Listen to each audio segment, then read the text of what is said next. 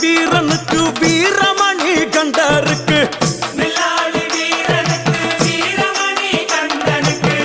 இருமுடிய சுமக்கும் போது பாதுகாக்க வருபவனாம்